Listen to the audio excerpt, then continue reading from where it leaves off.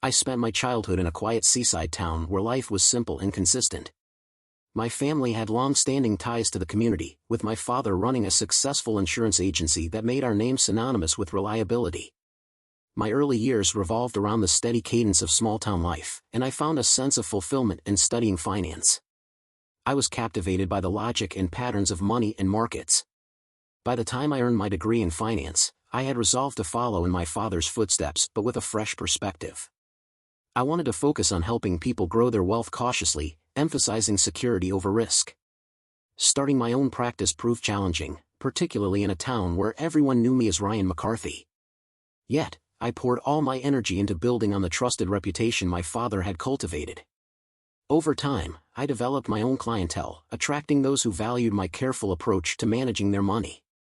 However, it became apparent that the town was too small to sustain my aspirations.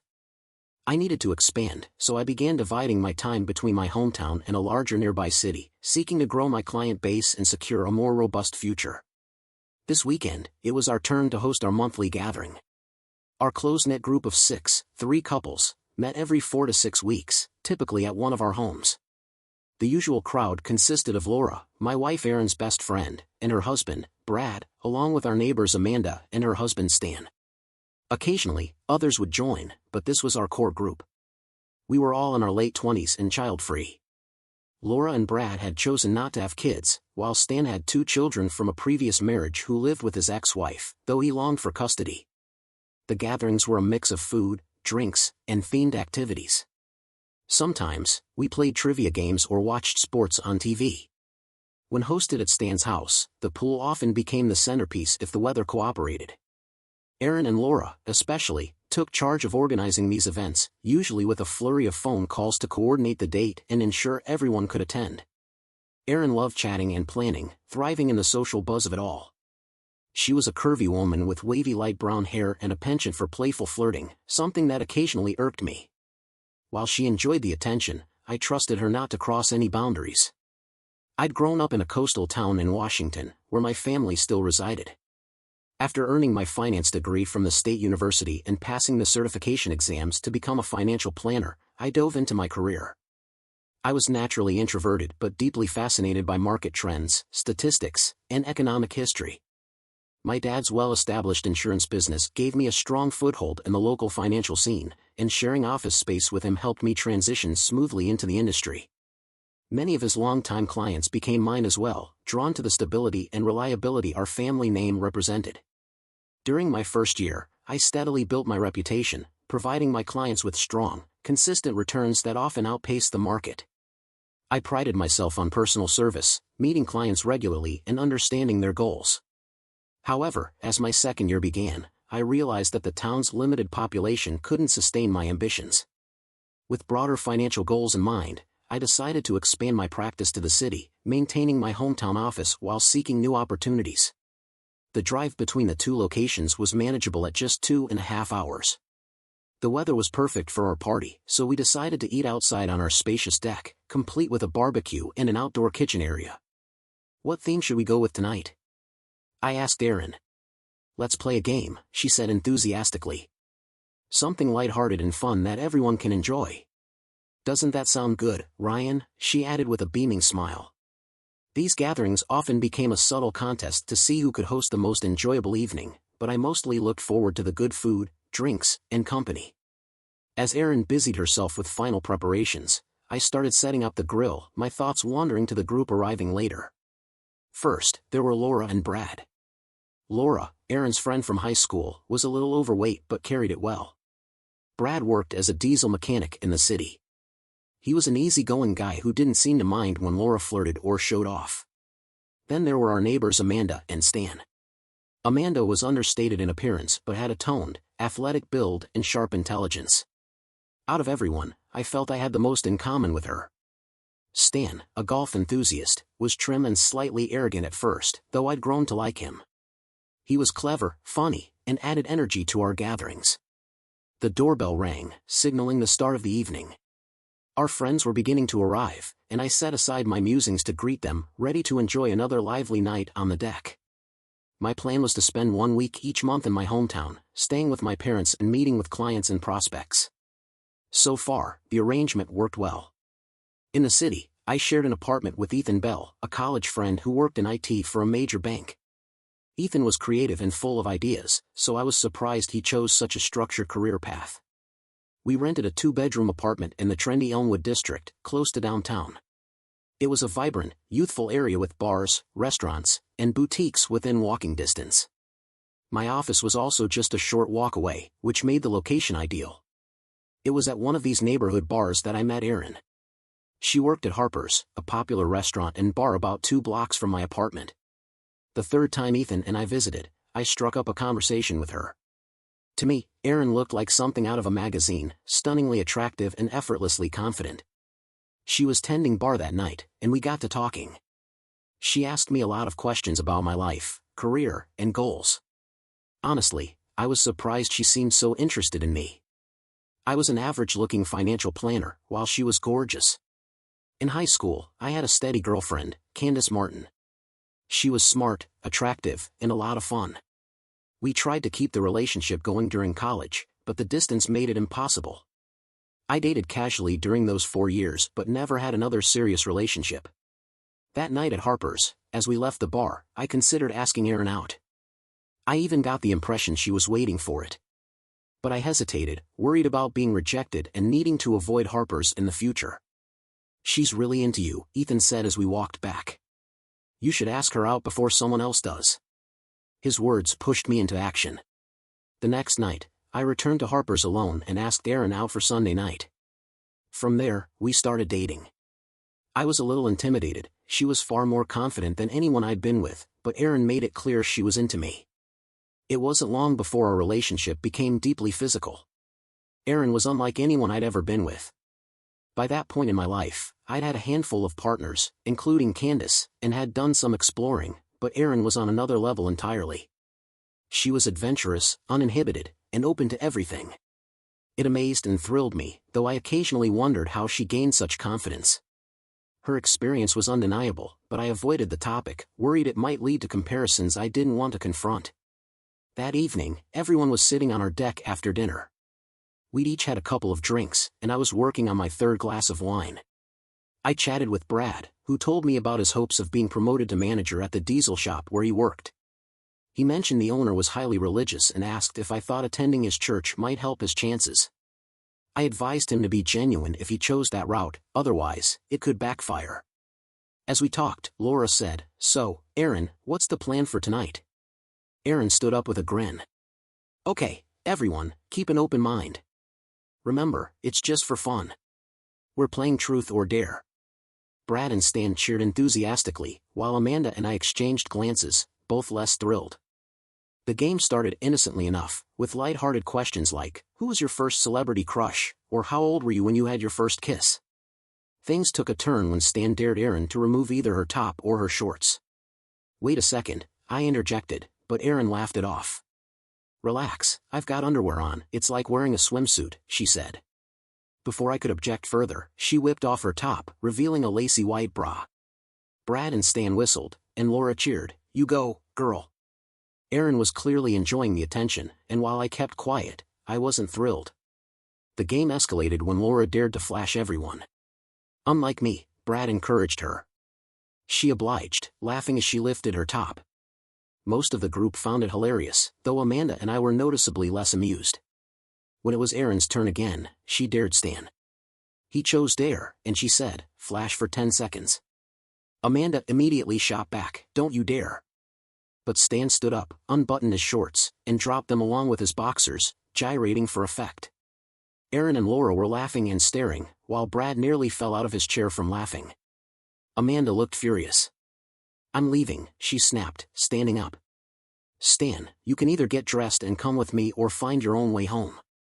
The party dissolved shortly after, with everyone saying awkward goodbyes. As Erin and I cleaned up, she was uncharacteristically quiet. Finally, I broke the silence. "Don't you think that went too far?" I asked. She rolled her eyes and replied lightly, "Oh, come on, Ryan. It was just for fun. Don't be such a stick in the mud." "Erin, people were nearly naked at the party last night, and you were one of them," I said, my frustration evident. "Nearly naked?" she shot back. I'll show you what naked is. Before I could respond, she began stripping. I was quickly and thoroughly distracted, but my annoyance lingered. The party's outcome still bothered me, and I resolved to have a serious conversation with her the next day. I'll admit, I'm not one of those guys who gets a thrill out of his wife showing herself off to other men. I fell asleep that night physically satisfied but mentally unsettled. The next morning, I was up early for my usual run. During the solitude of my exercise, I mentally rehearsed what I wanted to say to Erin. I planned to make it clear that while I valued fun and a good party, I also expected our bodies to be for each other alone. That was the commitment we made when we married, and I wasn't about to compromise. When I returned home, I heard Erin on the phone. Her laughter dropped when she noticed I was back. I thought I caught the word package before she turned and saw me. "Who was that?" I asked. "Oh, just Laura," she said with a giggle. "She and Brad said last night was our best party yet." "About last night," I said. "We need to talk about some of the things that happened, particularly your behavior." Erin, usually lighthearted and good-natured, bristled at my comment. "It was innocent fun," she said defensively. "No one else was upset, and nothing happened." I tried to remain calm as I explained how I felt, but she wasn't interested. She vented her frustration, then gave me the silent treatment while I went outside to do yard work and process my thoughts. I didn't think I was being unreasonable. I married Erin because I loved her free-spirited nature, but I also believed there were boundaries that should be ours alone. I couldn't shake the insecurities creeping in. Erin is stunningly beautiful, and I'm just a regular-looking guy. I'm in good shape and reasonably confident, but I know she gets hit on constantly. While I had no reason to doubt her fidelity, her past made me uneasy. Erin had shared parts of her history with me during our first few months of dating. Her father left when she was young, leaving her with a mother and older sister. She craved male attention, and once her body developed, she got plenty of it. By her account, she had been sexually active since 16 and had boyfriends and casual flings. She loved the attention and knew her looks could guarantee it.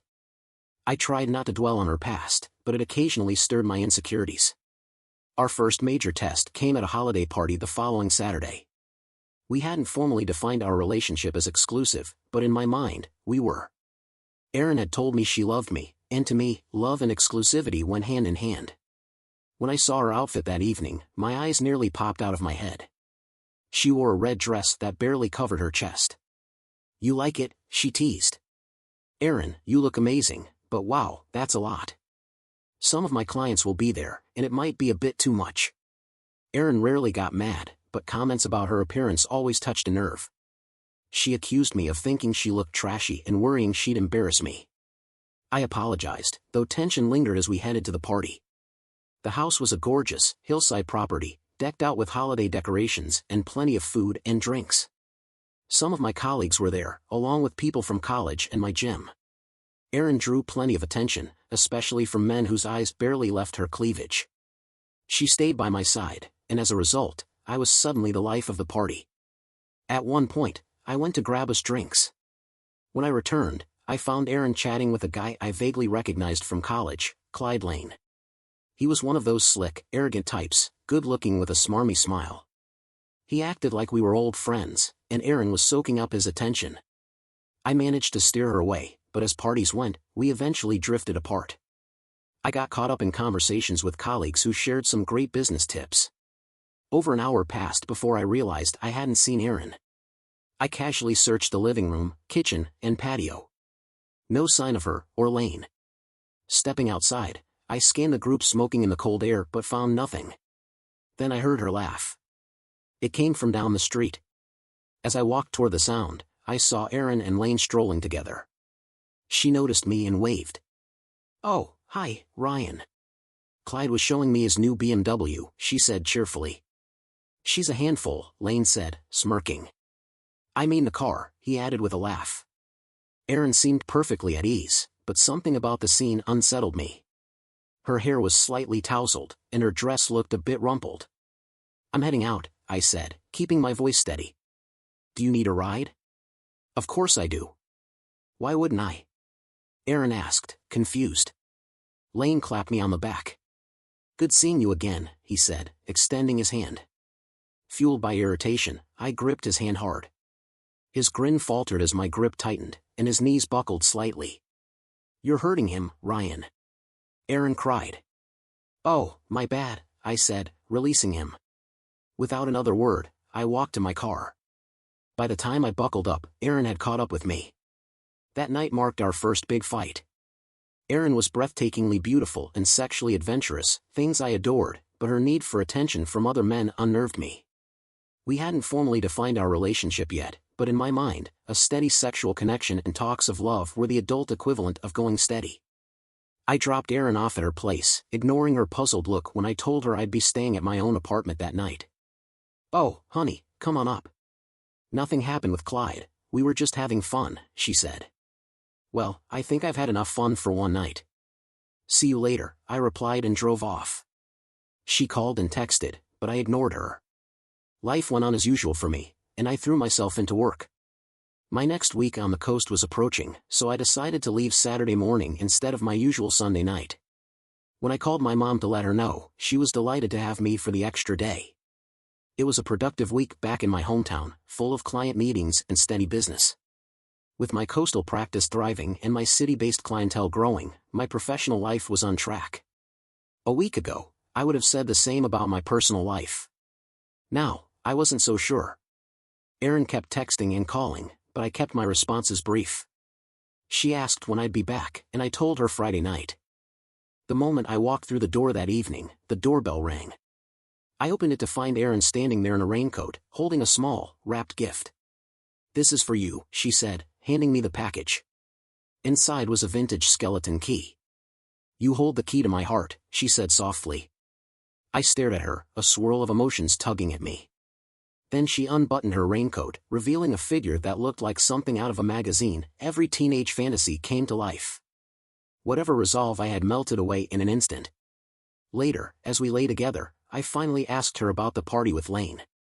"I shouldn't have gone outside with Clyde," she admitted, "but he was just being nice." "What happened?" I pressed. "Nothing," she said firmly. "He got a little handsy, but I've been handling guys like that since I was 14. We talked things through, and I told her how I felt. I explained that I could get jealous and that I wasn't the type to play around. I'm either in a casual relationship or fully committed," I said. "And what we have isn't casual." Erin rolled on top of me, smiling. "I'm committed too," she said. "I love you, and I want to be with you forever." She punctuated her words with actions that left no doubt. After the truth or dare incident, things settled back to normal. Erin didn't hold grudges, and her loving, vibrant personality returned. She even seemed more attentive, and I noticed she interacted less with Laura when I was around. One Saturday, while I worked in the yard, Stan stopped by. It wasn't unusual since he lived nearby. We chatted about lawns and gardening, eventually moving to the back deck with some drinks. Stan was a bit cocky, but as we talked, he opened up about his custody battle. Seeing his vulnerable side made him more likable, and I started to reconsider my opinion of him. Out of the blue, he asked, "Where's Erin?" "She's shopping," I replied, and we continued our conversation. 15 minutes later, Erin appeared in a tiny bikini and ducked behind the privacy screen, greeting Stan as she passed. He couldn't resist trying to sneak a glance, and I quickly wrapped up our chat, walking him to the gate. As he left, he joked, "Need any help with suntan lotion?" The incident reminded me of the situation with Lane, but I brushed it off.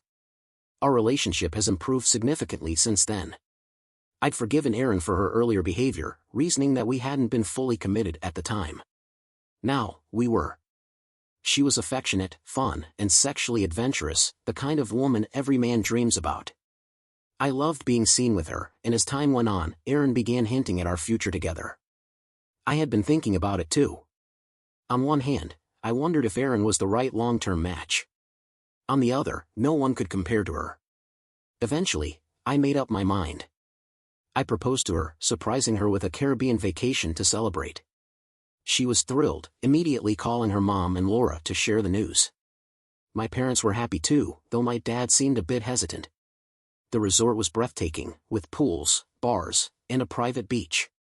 On our first day, Erin wore a revealing bikini that turned plenty of heads. We enjoyed drinks, a walk along the beach, and a casual meal before watching the sunset from our balcony. Things quickly turned intimate, and the evening ended perfectly.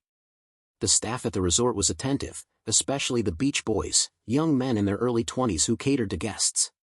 Their primary customers were older women who enjoyed the extra attention.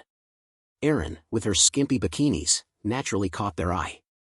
Cruz, one of the beach boys, was particularly attentive.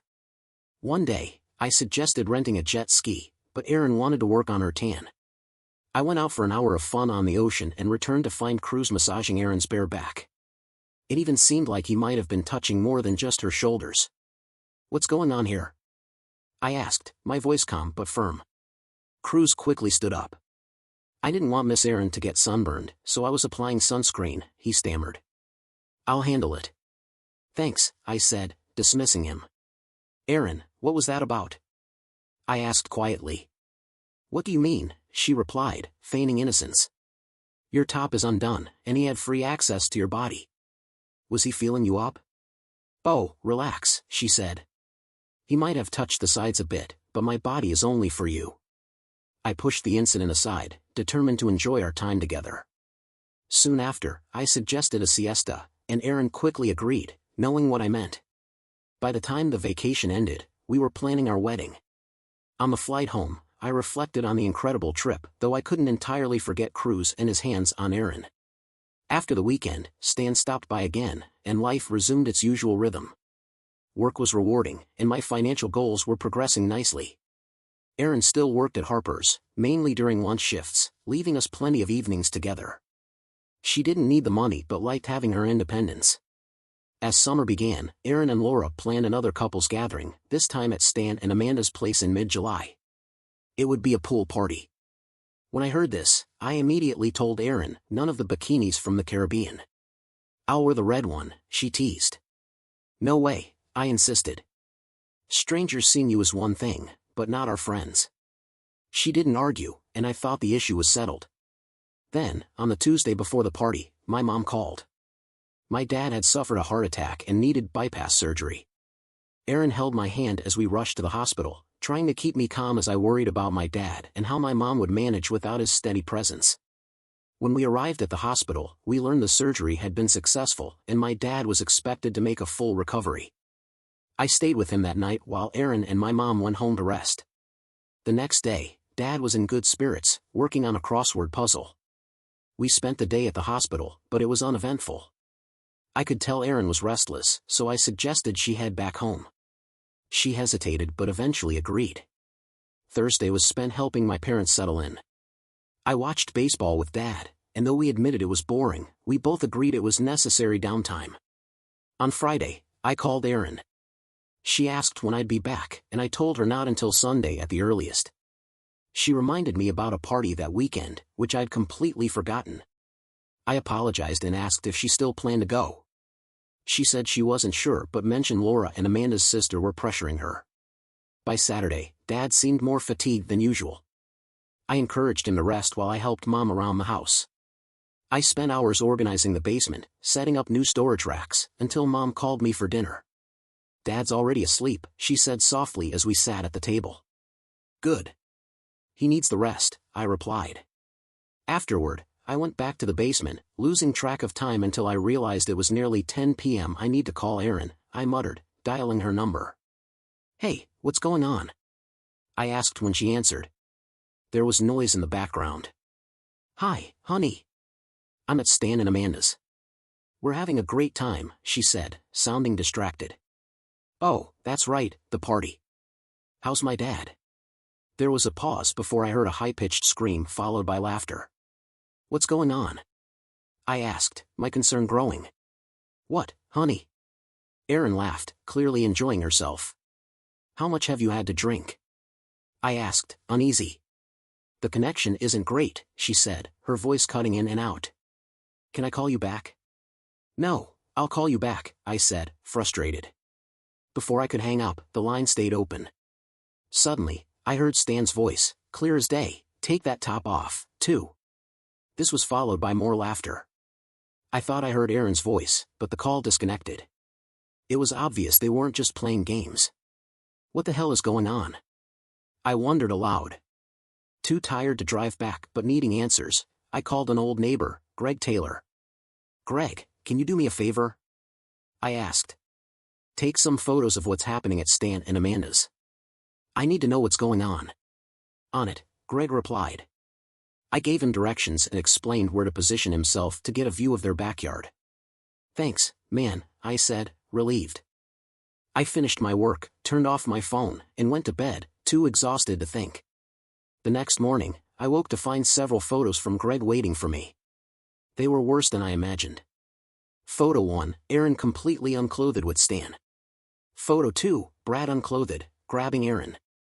Photo 3, Erin and Laura, both unclothed, dancing provocatively for Stan and Brad. Photo 4, Stan engaging intimately with Erin. This is irrefutable proof, I muttered, numb. Erin had been unfaithful. I needed to end this marriage, protect my assets, and deal with Stan and Brad. Around noon, Erin called, sounding cheerful. I miss you. How's your dad? When are you coming home? I really need you, she said affectionately. I nearly confronted her but held back. Dad's taken a turn for the worse, I lied. I need to stay another week. Oh no. Do you need me to come up? She asked, concerned. No, it's best if you don't. Dad can't handle the excitement, I replied. That Monday night, I drove back to the city and called Ethan, my old roommate, to see if I could stay at his place for a few days. Sure, Ryan, he said, surprised but accommodating. When I arrived, he mentioned his brother was visiting from New York. He's thinking about a career change, Ethan explained. Interesting, I replied. Later, I told Ethan everything and showed him the photos. Ethan was stunned. I knew Erin was flirty, but I didn't think she'd cheat, he said. I want to get even with Erin and the whole group, I admitted. But I need to keep this from my parents until I have a plan. Ethan nodded. I won't say a word. The next day, I waited outside Brad's building.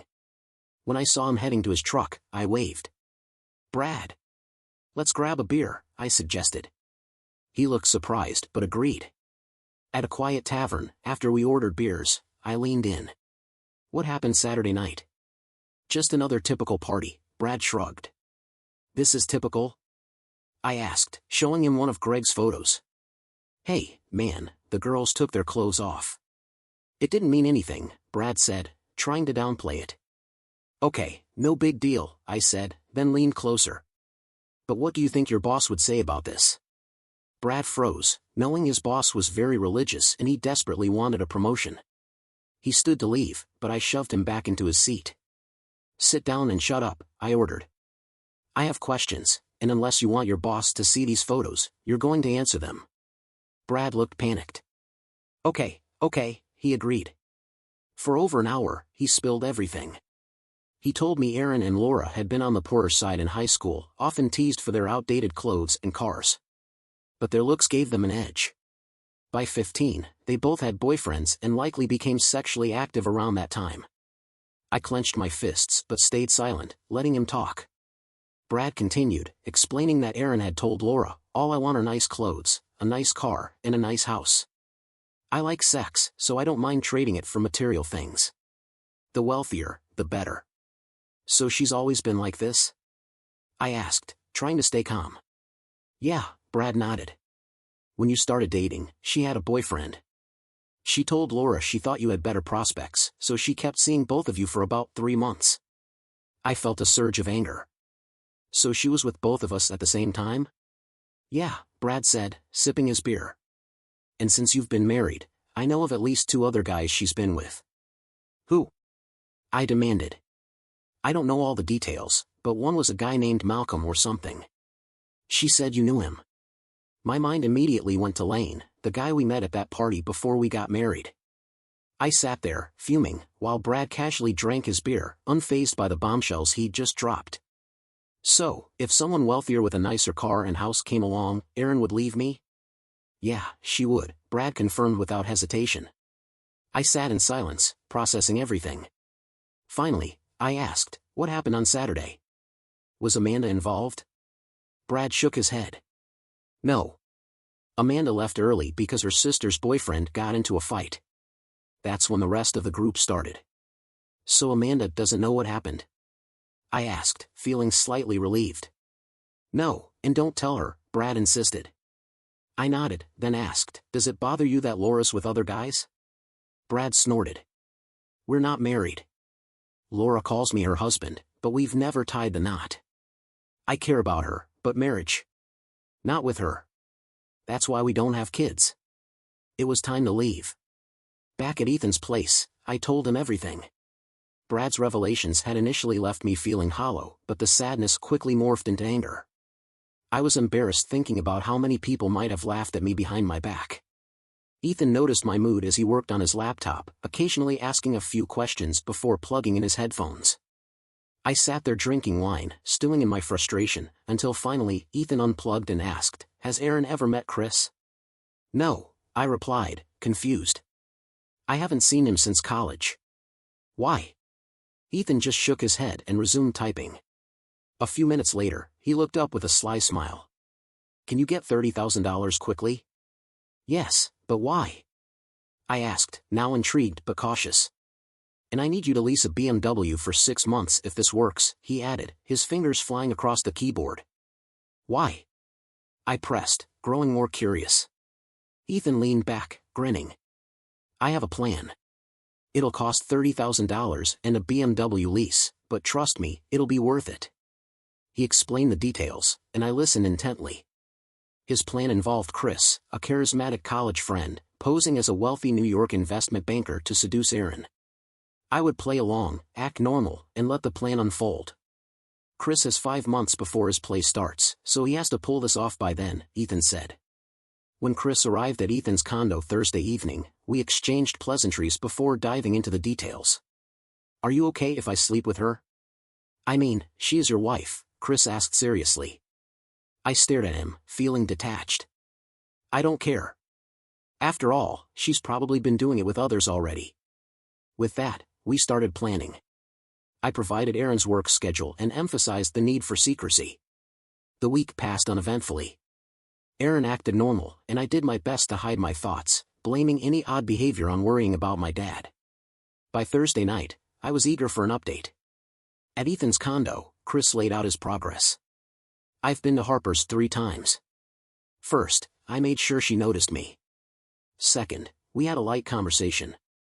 Third, we exchanged names. She said she works 11 to 3, he explained. Tomorrow, I'll show up at 2 for a late lunch and coffee with her. I even bought a $1,200 suit to sell the role."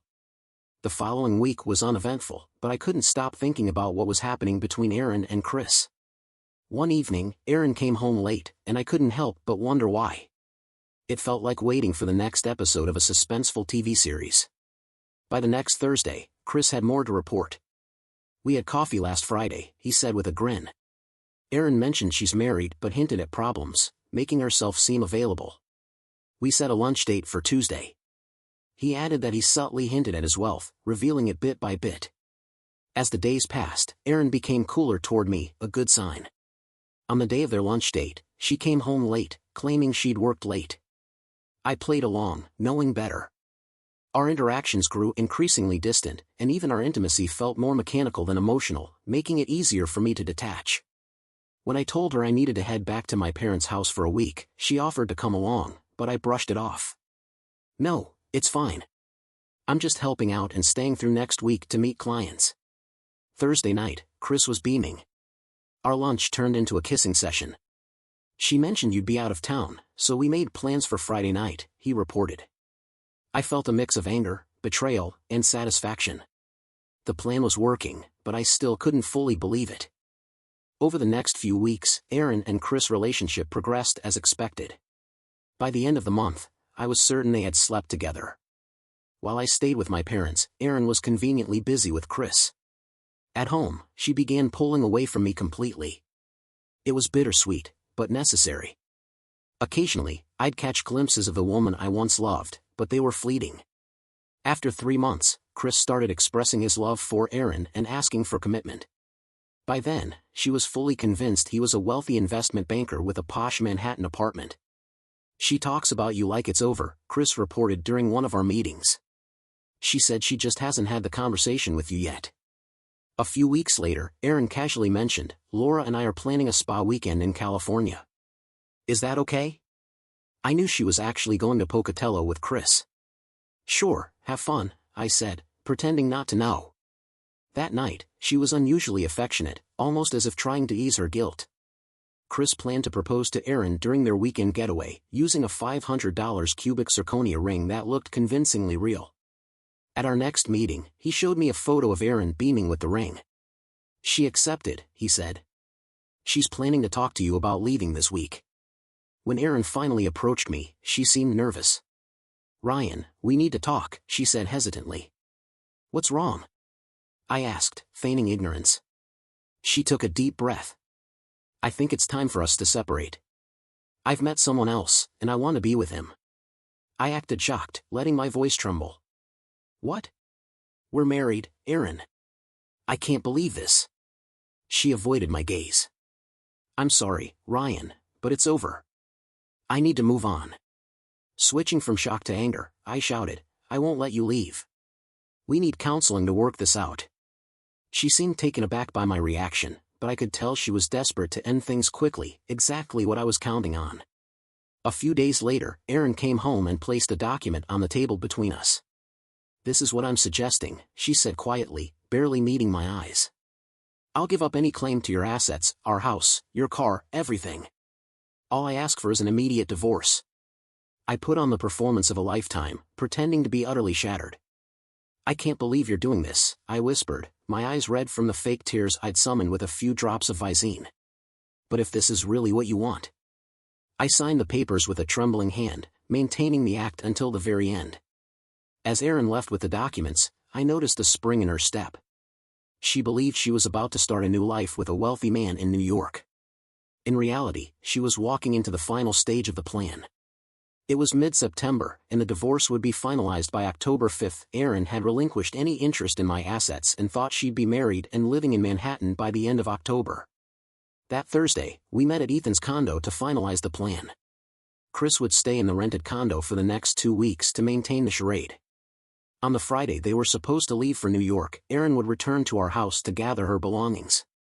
Chris would promise to meet her there with a moving truck, but, of course, he'd never show.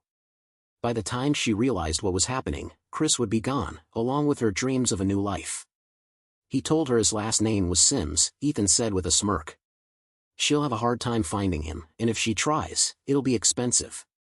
Chris nodded, though a flicker of sympathy crossed his face. This is pretty harsh, man, he said. Are you sure about this? I met his gaze without hesitation. Not nearly as harsh as what she did to me, I replied coldly. I get it, he sighed, but I'll miss her. She was, as good as it gets. I nodded. Yeah, I'll miss that part too, I admitted. But the truth was, I was ready to move on. In the weeks that followed, my interactions with Erin were polite but distant. I faked remorse when necessary but avoided any suggestion of reconciliation. I was too afraid she might actually say yes. On the Friday she was supposed to leave, I met her at the house as she packed her belongings. She was dressed up, clearly believing she was about to start a glamorous new chapter of her life. Do you need any help packing? I asked, keeping my tone neutral. No, I'm fine, she replied with a smile, eager to move on. By 12:30 p.m., I watched as she made her first call to Chris. Her expression shifted from confusion to frustration as the call didn't go through. The number's been disconnected, she muttered, redialing. Can I use your phone? She asked, her voice shaky. Of course, I said, handing it to her. She tried again but got the same result. Next, she called the fancy condo where Chris had been staying. They told her the condo had been paid through Saturday and was now available for rent again. Panic set in. I'm going to drive back to the condo and see what's going on, she said, trembling. Can I leave my stuff here for now? Of course, I replied, keeping calm. Take your time.